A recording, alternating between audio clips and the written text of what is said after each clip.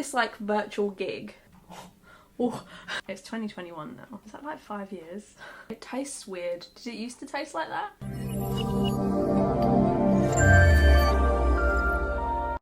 I'm wearing such a cool t-shirt today.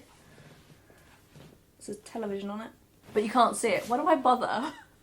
We're trying to wear cute outfits when you can't fucking see them. I guess so.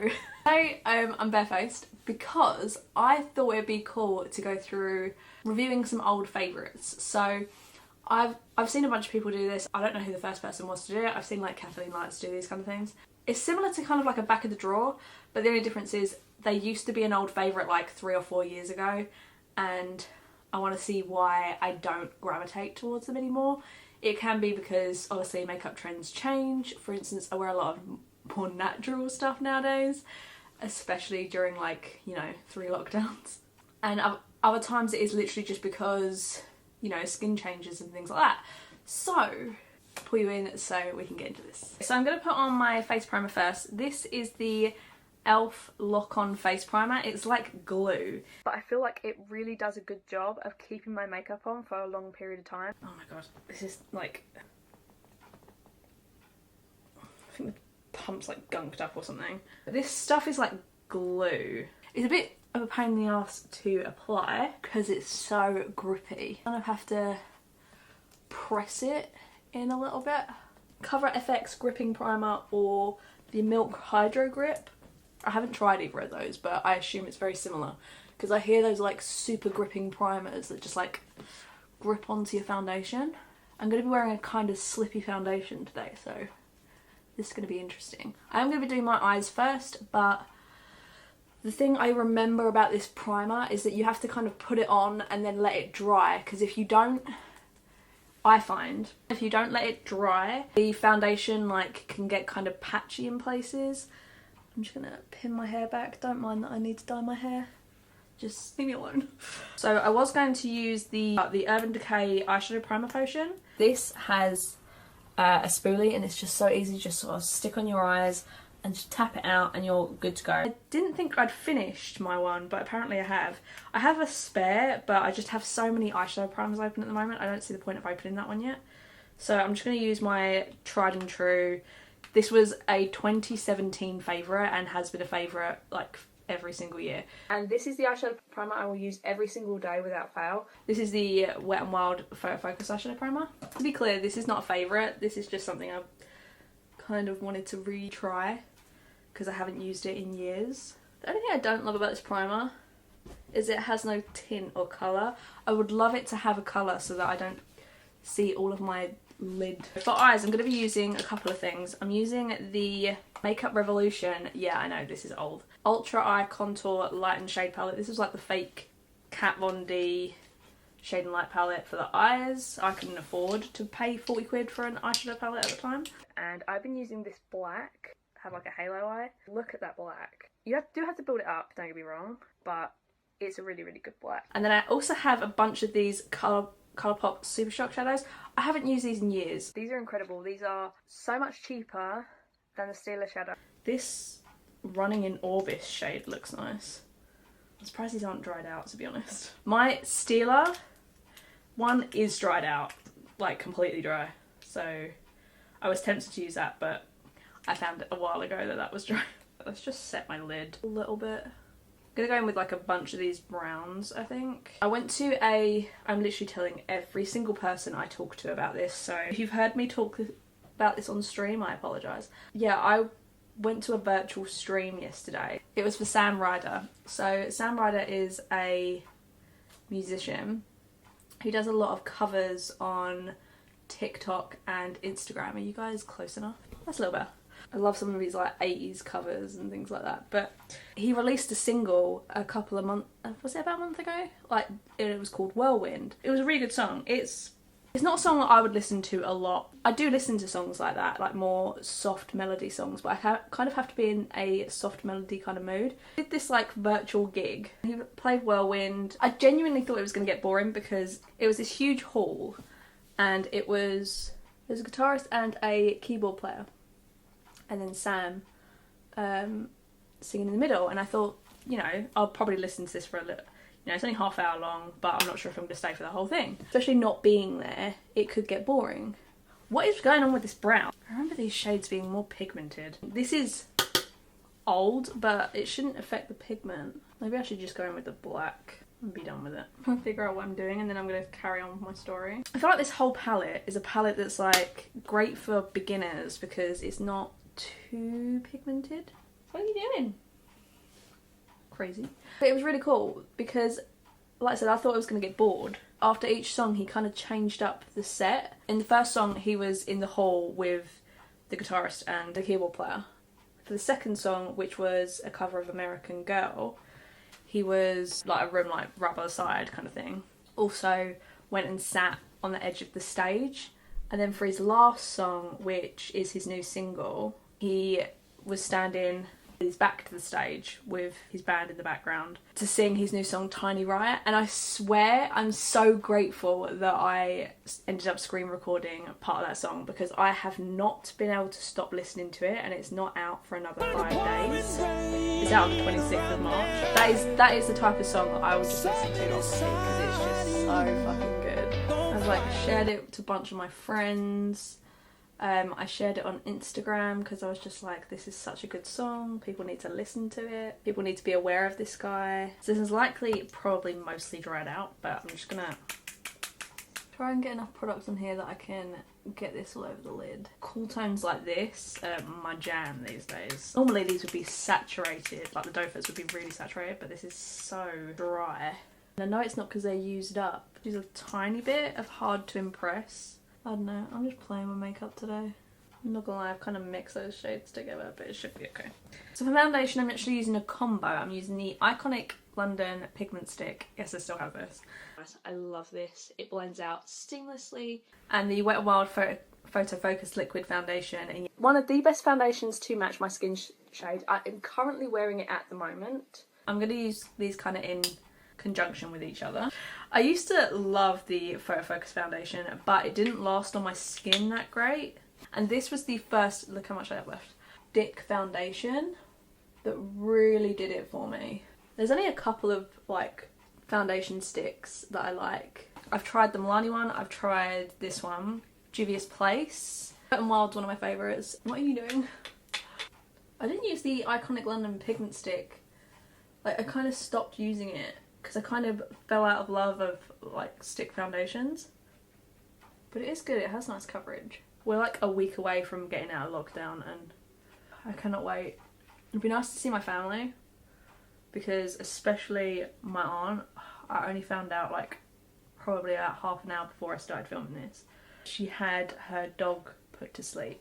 I'm surprised she didn't text me. I haven't been in contact with my family that much over the past couple of months. But I've been working like non-stop and all of my family bar like one person that either retired or they were made redundant. So not sure why it always falls down to me. That's fine. I still haven't even given them their Christmas presents yet. I don't do full glam that much these days. It's so funny to think like how much makeup I used to use on a daily basis and now I do the bare minimum. So for concealer I have two. I have the Maybelline Fit Me and then I'll put this higher up on my cheekbone. I'm going to try and use this, but I have a feeling this is not going to give me enough coverage for this kind of eye look. So I also grabbed my Lasting Perfection by Collection. Full coverage. I'm wearing it today with this like full face of makeup and it just stands on its own 2 feet. This I still use. I have like 4 of these in like a range of different shades. So I'm going to like give this a little mix because again this is pretty old. It is brightening. Not more than I normally would because this is a low coverage concealer. It's pretty brightening. Still blends nicely considering it's probably about 3 or 4 years old. For setting powder I actually have 2. A powder that I absolutely freaking love and I think I've gone through almost 3 of these. I have the Essence Brighten Up powder. Do you remember how much I was obsessed with this? I've gone through at least, I think this was my 3rd and I have another backup. But it's funny because I don't use this anymore. I use the Colourpop no filter powder. That is like my go-to every day. It's so smoothing and blurring. But you know, been probably well over a year since I've used it. When I was going through my makeup and finding spares, I found something else that I preferred using now, and I just, not only have I not used that, but I still haven't even got through my spare. Lightly powder under the eyes. It's super brightening. Like, if you want to brighten specific parts of your face, it is fabulous. It did start to look heavy under my eyes. I remember that because I have so many like things under my eyes now. I am sort of more aware of like really accentuate them. Whereas my other one, I don't know, just it's a lighter powder. I feel like once I put some dark eyeshadow on there, no one knows. There's a lot of Makeup Revolution. It was an affordable brand I apparently used to love. I'm using the lace powder. A nice fine powder without it being HD fine. Something I used to be obsessed with. Thankfully they've now updated this packaging. I hardly ever use this powder anymore. And two, I've got so much left that I'm not gonna obviously purchase a new one. Like, you really can't control how much is on your brush. Like, so much. Caking on the makeup today. It's a nice powder. It's not super smoothing or pore filling or anything like that. Probably one of the reasons why I stopped using it, because nowadays I prefer to use more pore filling powders like the Thrive Cosmetics powder. I love that. Colourpop. Now the NYX Can't Stop Won't Stop. I use the majority of my contour products, so like the Catrice contour powder, I use it all the time. The Essence powder, I use it all the time. One of the reasons I grabbed this is because when I was sort of resorting things out, I remembered, I think I used to like this. And the powder contour, really, really good. I feel like this has still got a bunch of pigment from the previous one, because that is not the colour. Ooh, that's actually a lot more pigmented than I thought it was going to be. Blends nicely. I remember liking the contour shade. The bronzer is so orange. I feel like no one's going to use it. I hate anyone really talking about KKW Cosmetics, to be honest. They had that second in the sun because I think a lot of people used to get their PR. No one really cares about them. Did a good job. The Sweetie Pie bronzer, I used to love this thing because it was a really light bronzer. It's easily probably one of my favourite bronzers at the moment. When I was trying to find this today, I couldn't find it because it was in my blushes. Because you probably can't tell, but it's quite welded, and because of that you now get quite a lot of the peach. I might have a really peachy bronzer today. Like, yeah, it is warmer than it used to be. I don't know why they put the peach in there, but thankfully I'm still looking bronzed. Like, every now and then I'm like, oh, hang on a minute, does that look like blush? Does that look like bronzer? Genuinely considering using the other day is the Ofra Nikkietutorials highlight. Look at this old packaging. It's such a smooth formula. I love these shades. Look how old, this is like 2018 packaging. Still one of my favourite highlights. I don't use it that often because Ofra highlights are just so pigmented. Too pigmented. It's like Steph collab, like the Milk and Cookies one. And it looks really, really nice. There's nothing wrong with an intense highlight. Trust me, I love an intense highlight, but I just don't want an intense highlight when I'm doing natural days, and I do a lot of natural days. Ooh. It's just so easy to go overboard with Ofra highlights because it's just so intense. Because we're doing extreme eyes today, we can do extreme highlights. So next, for blush, we have, again, such old packaging. This is the Wet n Wild Colour Icon blush in Rosé Champagne. I used to call this Rose Champagne. It's just a really nice warm nude blush. This is really nude. I don't use it as much anymore because it's such a nude blush that, I'll be honest, I feel like I have to put so much on for it to come off. 2,000 years later. Do you know what I mean? I feel like you can put so much on and almost nothing comes off. It's not bad, it's just when I think people weren't as much into blush as they are nowadays. Like, people love a good blushy cheek. This was a great blush. It is so faint. Even, I have a recent love, which is the Mulan blush. It is such a light blush, it is not going to work on anyone unless you're super fair toned like I am. But even that has more pigment than that one. Squidge you in again for brows and for the rest of the eyeshadow. I'm using my, don't mind that. I don't know what happened, but somehow this got like broken. I'm going to use my Brow Wiz. It's so thin, it's so smooth. I don't use Auburn pencils anymore. I used to get Auburn pencils because I'm like, oh, I've got red hair. Auburn's like redhead sort of The pencil's still okay. I don't really use pencils anymore. I use like brow pens because I could never ever get brow hairs with this thing. I was like, how are people doing that? How? Teach me your ways. Like, I feel like they had to be sharpening this because mine was always so rounded. Not get brow hairs with this thing. Try as I might to get fluffy looking brows, I could not do it. I mean, the formula's good. I was just never going to pay 20 quid a time for these kind of really expensive pencils. Are you kidding? NYX had, you know, £8 ones. Colourpop, which is like still one of my favourite brow pencils, although the Milani one is just as affordable and easier to get hold of in the UK. I loved their pencils. 20 quid for this thing. It's the my red that I have. Even against my bright red, I just don't think it looks right. Then a Anastasia Beverly Hill clear brow gel complete dupe is the NYX Control Freak. This is the best clear brow gel, hands down, at the drugstore. I will say, I guarantee my brows will be up all day. I don't use clear brow gels anymore. I need to use this up, but I just don't use clear brow gels enough to get through this. So I've had this for, I think this was a 2017 favourite. It's 2021 now. Is that like 5 years? I'm just going to smudge a couple of these shades under my lower lash line and then I'm going to be right back. I was looking at my setting sprays. The majority of the setting sprays, like the Morphe Continuous Setting Mist, the Catrice Prime and Fine, even Wet n Wild sort of matte setting spray, I use all the time. So I was trying to find a setting spray that I still have, obviously, that I used to love. This is the L'Oreal Shake and Glow. This also has a great mister. An illuminating one. And I did end up starting to use this for a primer spray. It has a nice fine mist. I think that was my Cover FX dupe, actually. Mascara, I'm going to use the L'Oreal Paradise. This is obviously a brand new tube, but I got this recently, but I hadn't used it for a long time. There are other mascaras nowadays that I prefer, so number 7 360. That's one of my favourite all-time mascaras. It is a good mascara. If I could have, if Primark were open and I could find it, I genuinely probably would have tried to grab... There was a mascara of theirs that I absolutely loved. It was like a gold packaging. It was like 3D lashes or something. I loved that mascara. For a £2.50 mascara, I am impressed. Jeffree Star's coming out with a new mascara. I was shocked.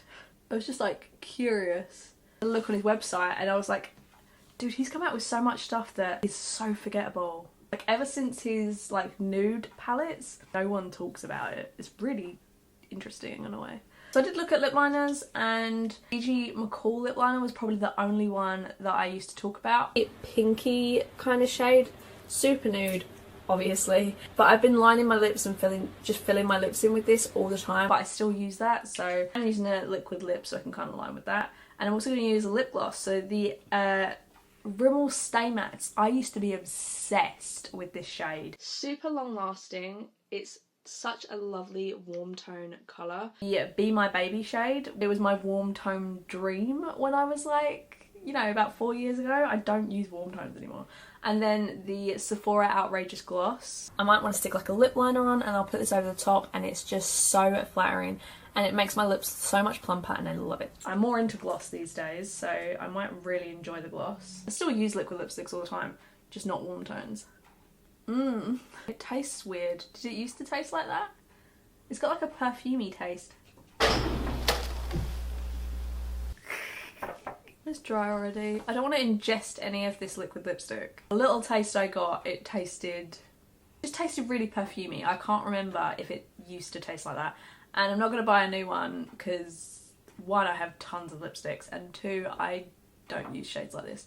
I've also, actually, I've got a blue one that I bought more recently. I'll have to see if that one still tastes like that. It's still a good gloss.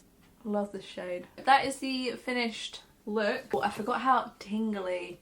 This is like a plumping lip gloss, and I forgot how tingly these can get. Considering the few I've tried recently, like the e.l.f. one and the Milani one, just couldn't... Oh, hello. You couldn't feel anything. Oh. You okay? You're right, sweetie. You clumsy little boy. You alright? He's so clumsy. The makeup looks nice. It looks heavy because I put a lot of foundation on. I actually like the mesh of colours I ended up doing on my eyes.